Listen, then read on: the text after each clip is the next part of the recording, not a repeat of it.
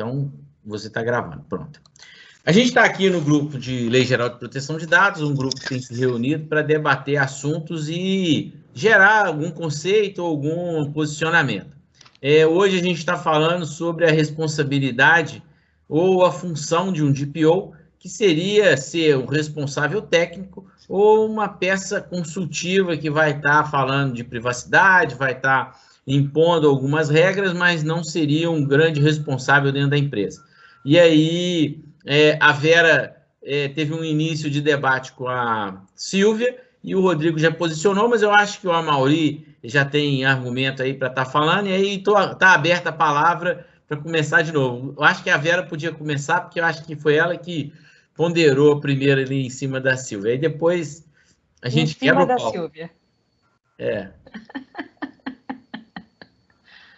Então vai, Vera, fala. Não, assim, o que eu comentei, que eu acho que é muito importante a gente entender, saber a definição de DPO, que foi isso que eu perguntei para todo mundo, né? Então, cada um tem um entendimento diferente de quem é o DPO dentro da empresa, até porque depende da empresa em que ele vai estar trabalhando. Eu mesmo trabalho dentro de uma empresa de TI, por exemplo, né?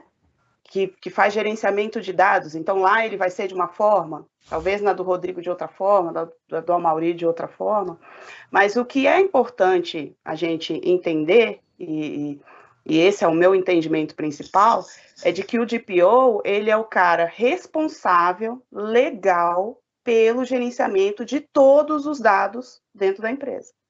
É o principal. Inclusive, ele pode ser responsabilizado caso ocorra um vazamento de dados.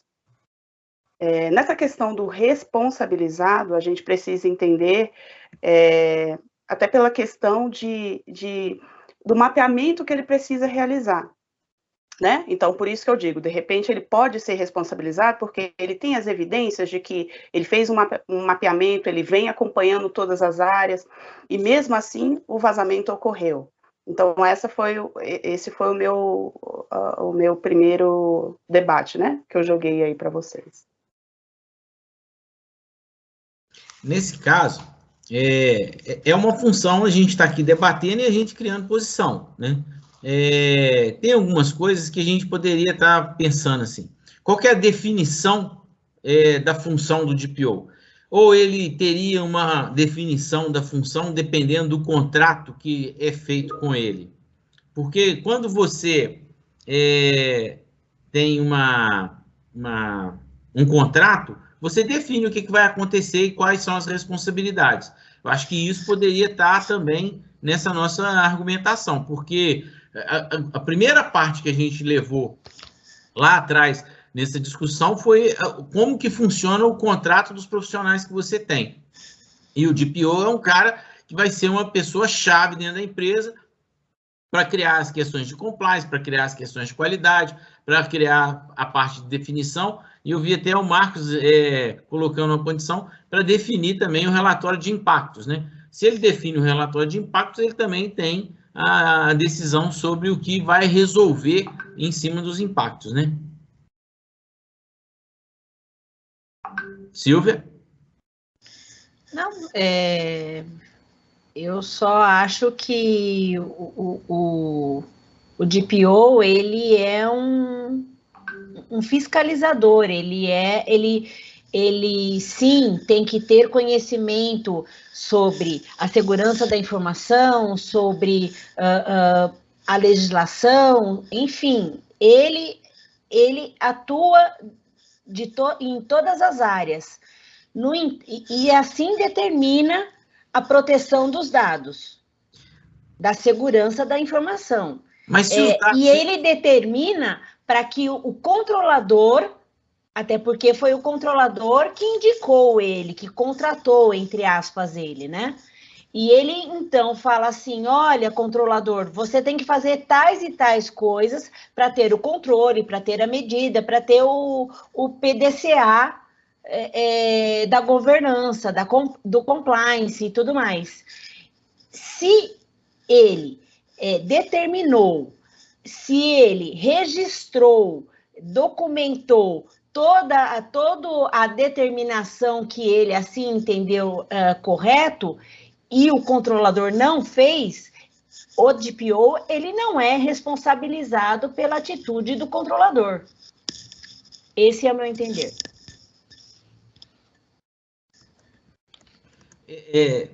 Olha só, quando a gente fala que o DPO é uma peça tão chave e tão importante, e a gente fala que ele não tem responsabilidade, eu acho que a gente tira um pouco da importância dele. Ele tem responsabilidade quando ele não faz. Agora, quando ele faz, ou seja, ele determina, não é que ele determina, ele demonstra o correto e o outro não faz, é claro que ele não vai ser responsabilizado.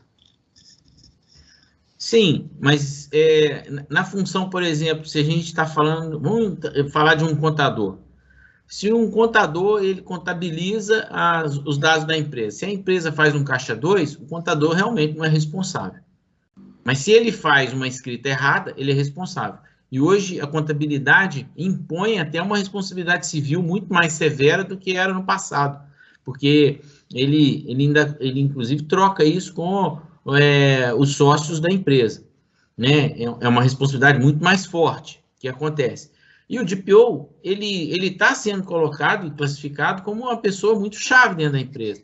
Eu achei que aquela resposta da OAB, do parecer, ela foi muito clara.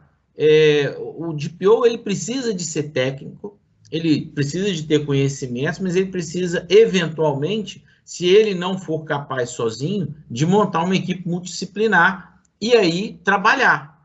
E quando você fala trabalhar, é executar. Então, ele não só ele é consultivo, ele também executa. E aí a gente volta lá atrás. Dependendo do contrato que for dado a ele passa a ser responsável. Olha aqui. O DPO Peraí, o Marcos e o Amaury também querem falar. Eu só vou ler aqui um texto que eu estou lendo aqui, tá? O DPO deve ser conferidas garantias efetivas de autonomia no desempenho de suas funções, não se admitindo que seja penalizado em razão do desempenho destas. Ok. 2. É altamente recomendado que o DPO tenha profundo conhecimento da LGPD, das melhores práticas internacionais relacionadas com a privacidade e a proteção de dados. O DPO, a priori, não poderá ser responsabilizado por eventual aplicação de sanção ou responsabilidades ao agente de tratamento de dados, controlador ou operador, advindas de violação da LGPD, uma vez que a sua função é consultiva, não cabendo ao DPO adotar nenhuma medida junto a qualquer operação de tratamento de dados. Cabe ao agente de tratamento adotar ou não as orientações do DPO, cientes do risco. Então, aquele parecer da OAB, ele ficou meio estranho, meio fraco, porque... Esse aí que você está lendo é o quê?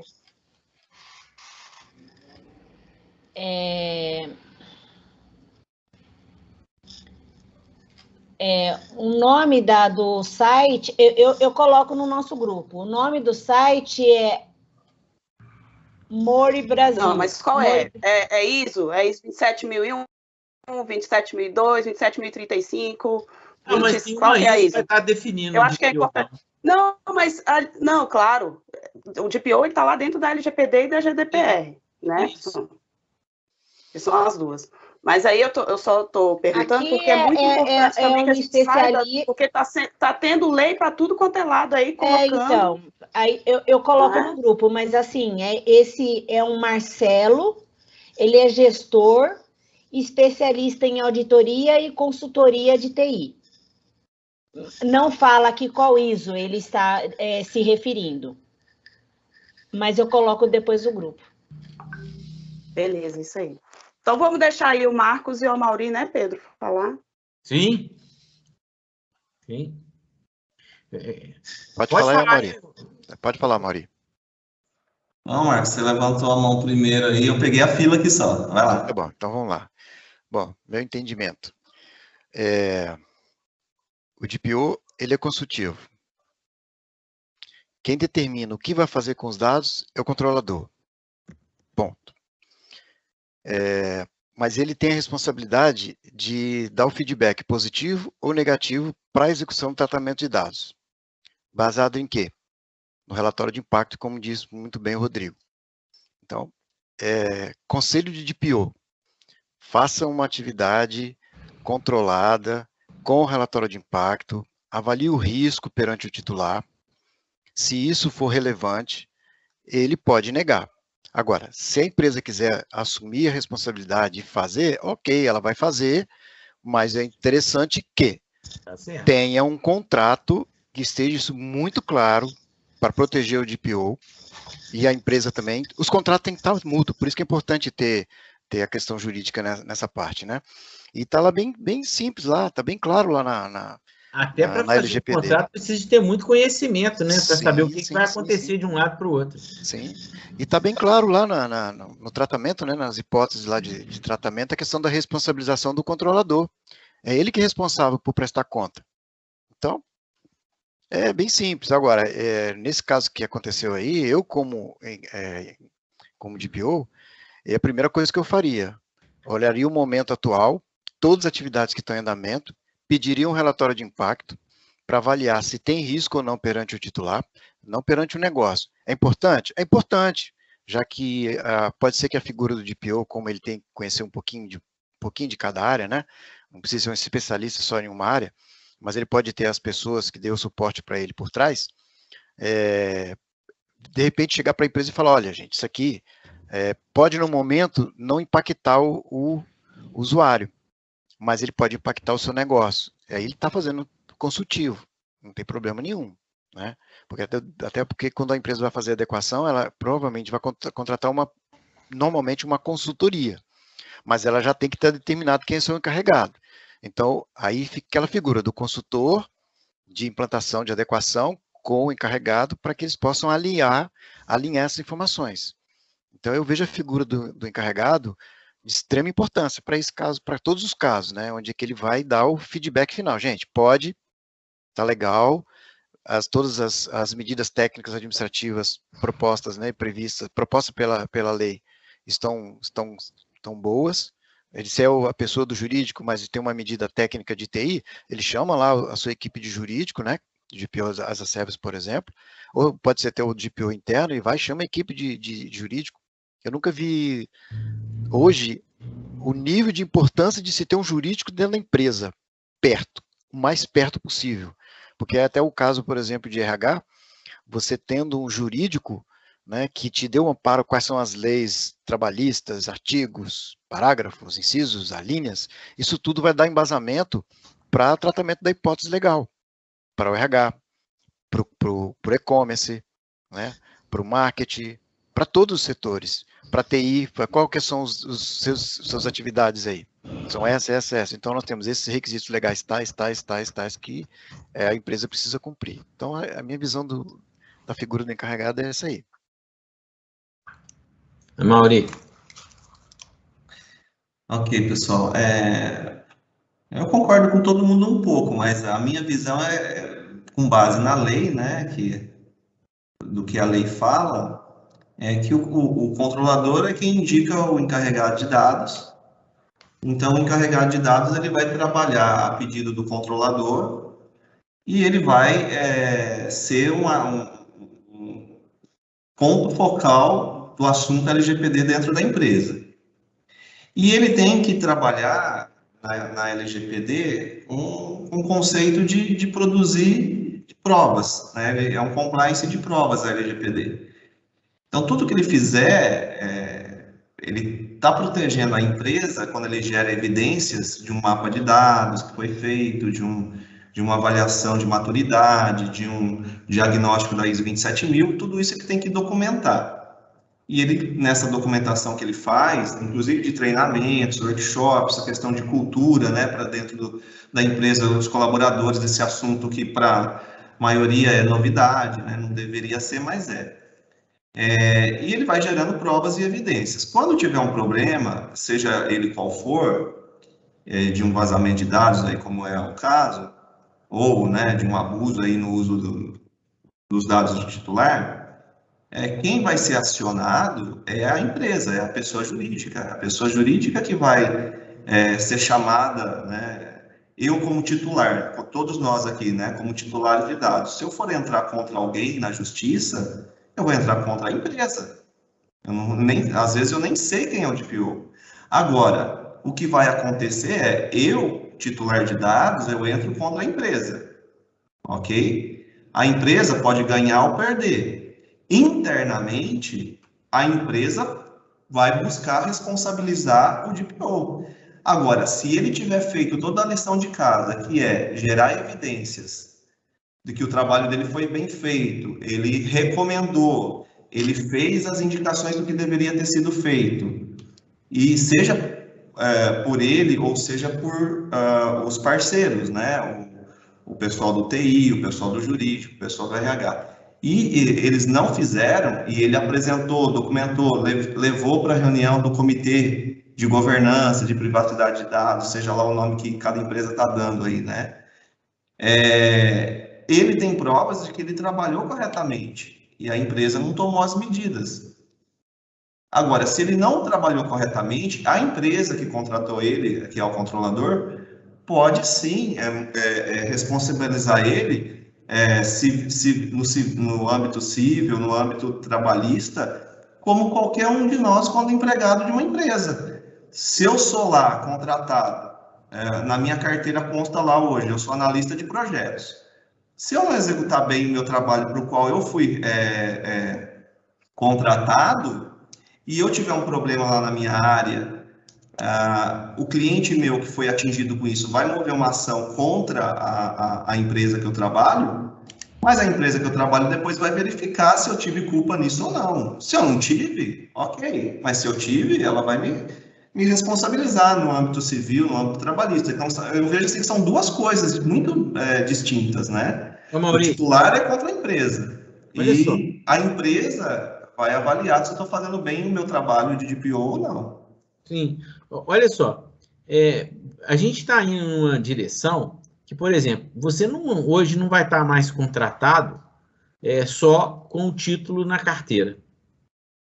Se a gente tiver dentro do compliance correto, todas as pessoas do RH vão ser contratadas com um contrato, definindo as regras e especificando o que vai acontecer. Então, quando a gente está nessa situação, a gente está piorando.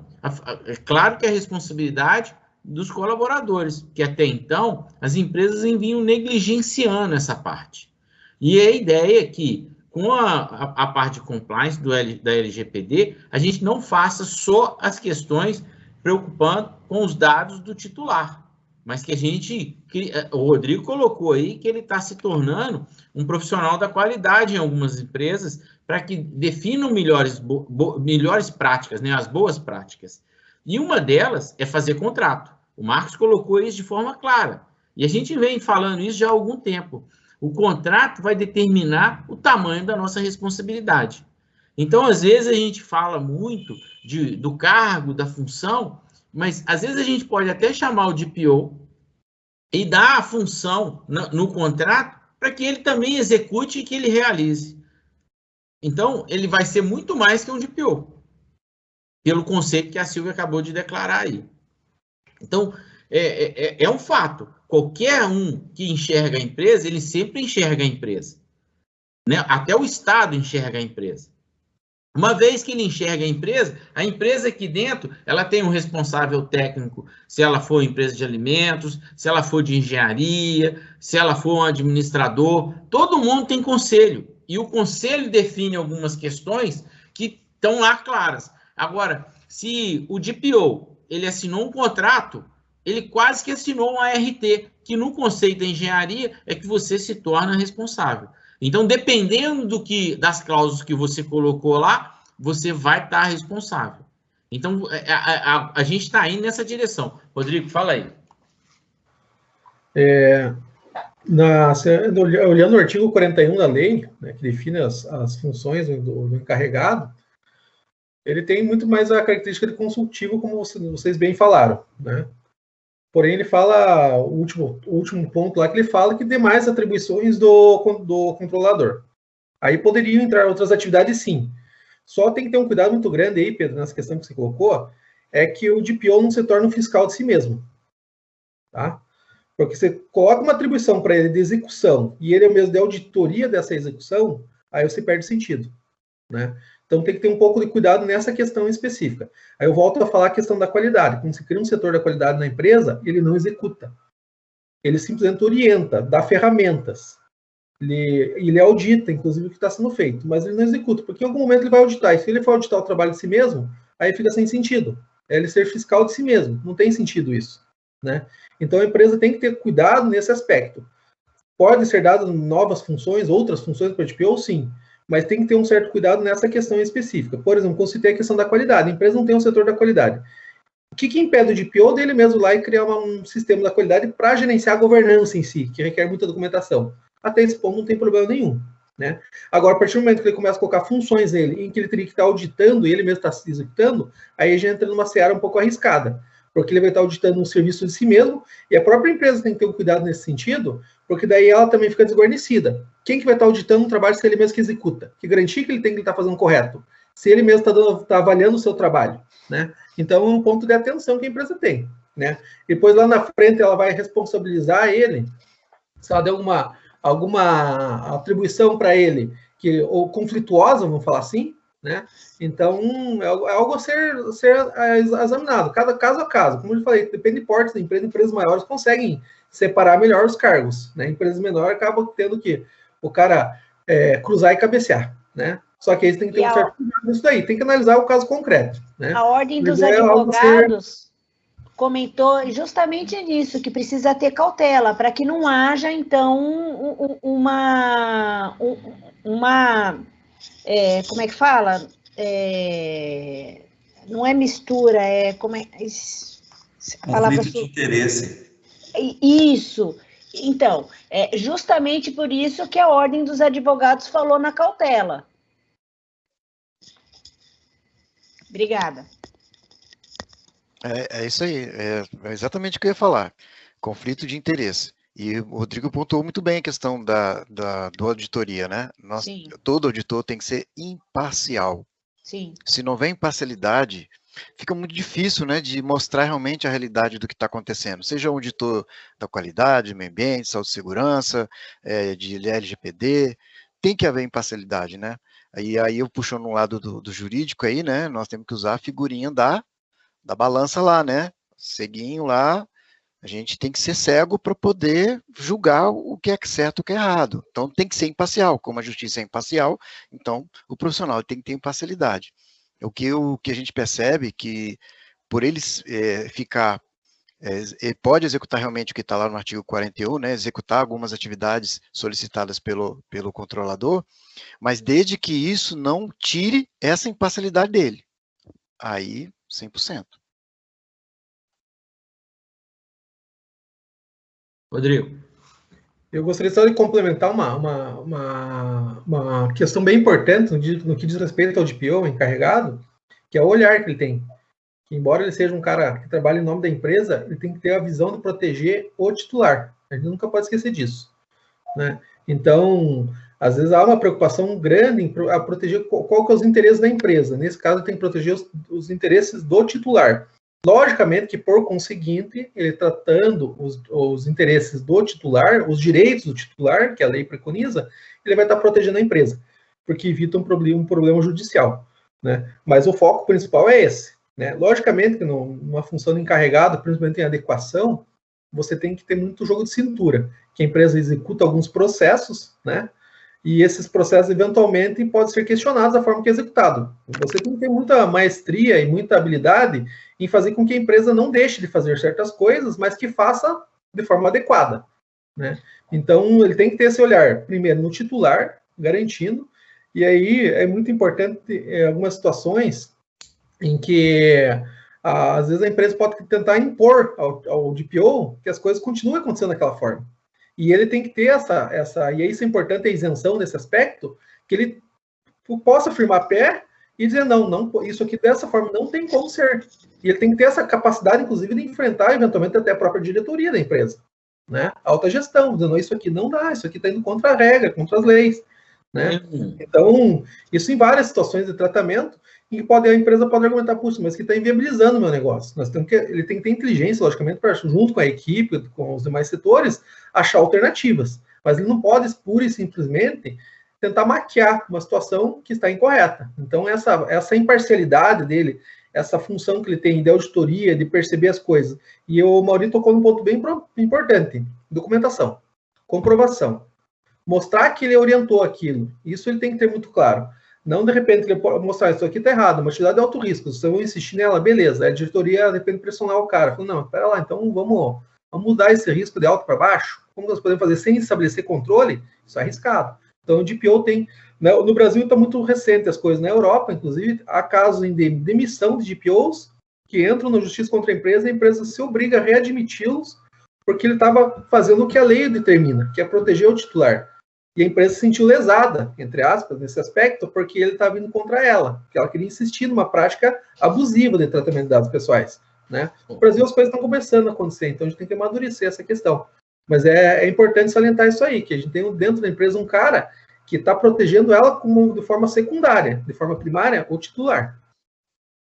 Rodrigo, achei que você colocou, assim, maestramente a questão de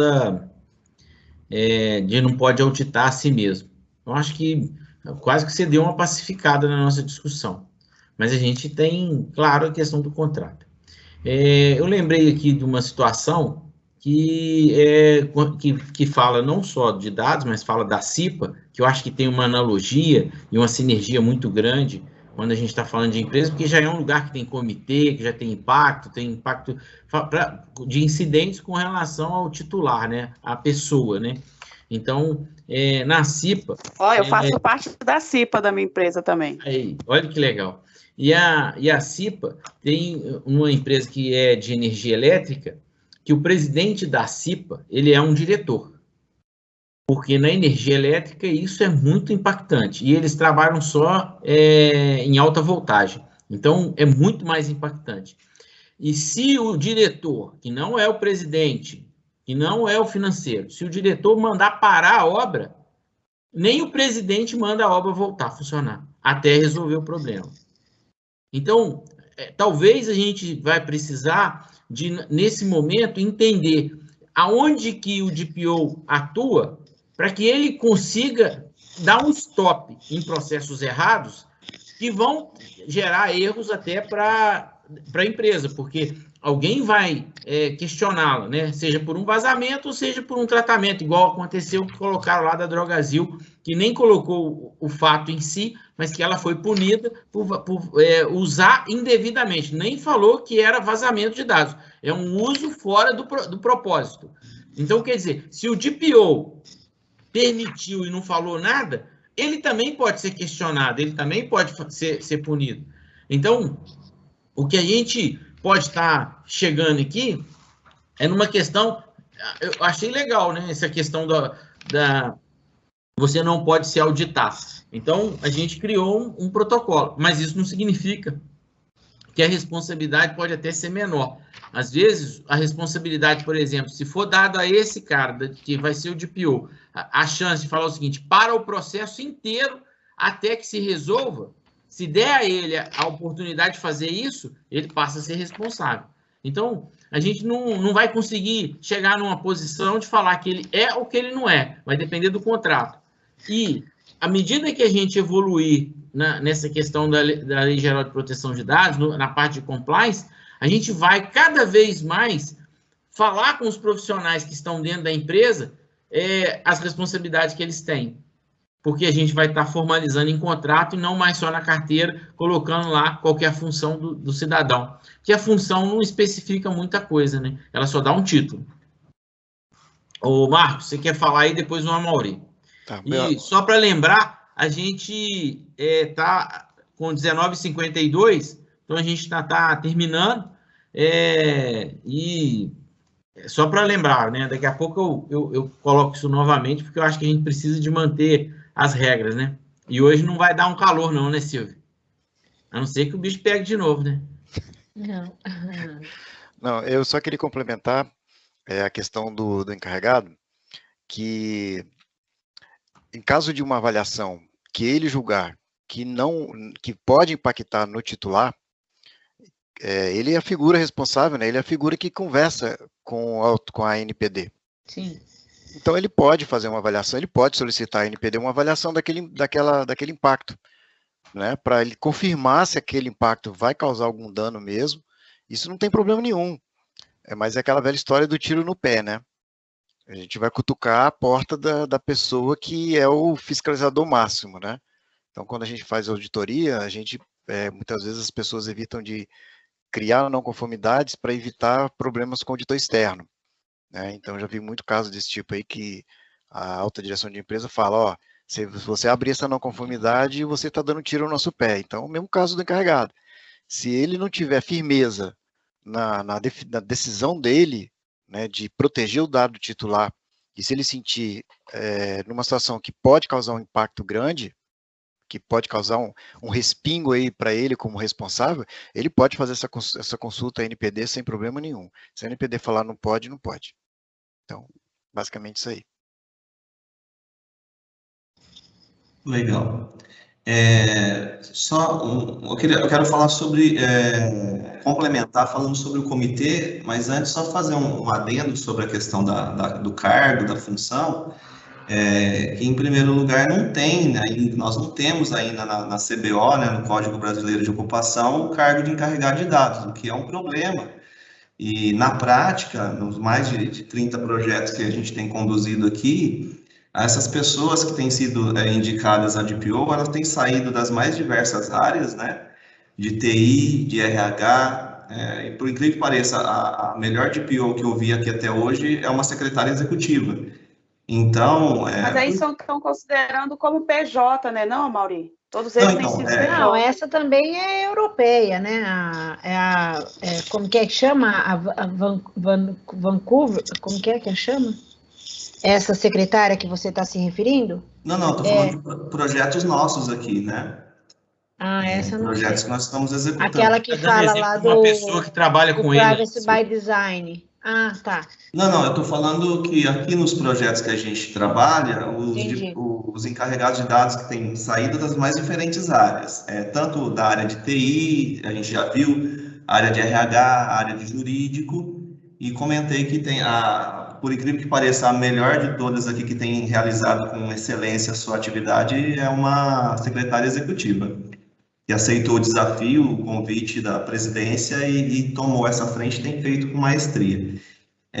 Então, o que a gente tem visto é que as pessoas têm lá o seu cargo, sua função, e são convidadas a ser DPO e aceitam, mas não tem como oficializar isso, na verdade, na carteira de trabalho, porque na CLT não tem como, né?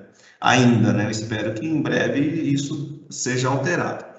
Agora, com relação a todas essas atribuições e a responsabilidade do DPO, a gente fala muito aqui dentro dos nossos projetos, e inclusive é uma exigência para iniciar o projeto, a criação do comitê de governança de dados, ou comitê de privacidade, independente do nome que se dá. Por quê? Justamente porque o DPO sozinho, ele não tem a lei brasileira, né, a LGPD, ele não deu essa autonomia para ele de tomada de decisão, de ele mandar e desmandar, ao contrário lá da GDPR.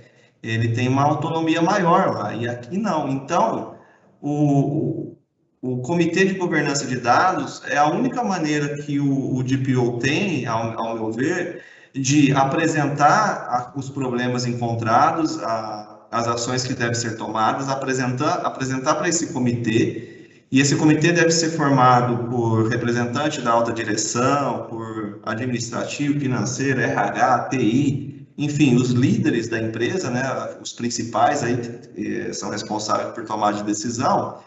E esse comitê é quem vai dizer, vou investir, não vou investir, vou fazer, não vou fazer. O DPO, ele tem que apresentar para o comitê, que tem um papel extremamente importante dentro da conformidade legal, justamente de levar, né, se não tem ali alguém da alta direção, levar até a alta direção as tomadas de decisões. Ele não tem esse poder, né, de mandar e desmandar.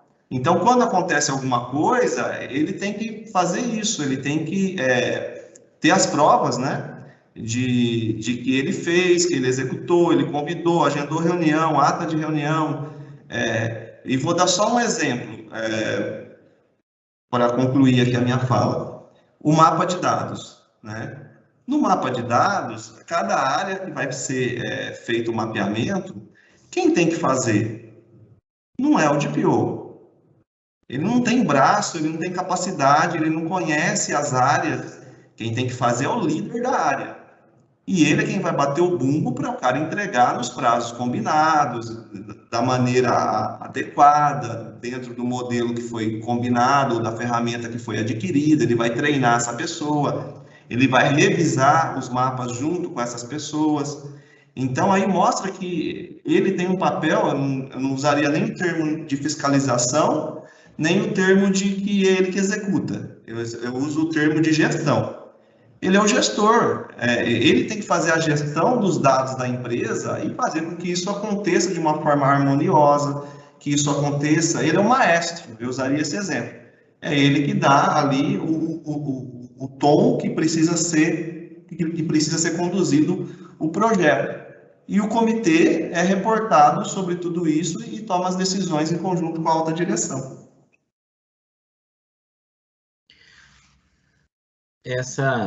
Eu acho que essa condição... Final bonito, hein?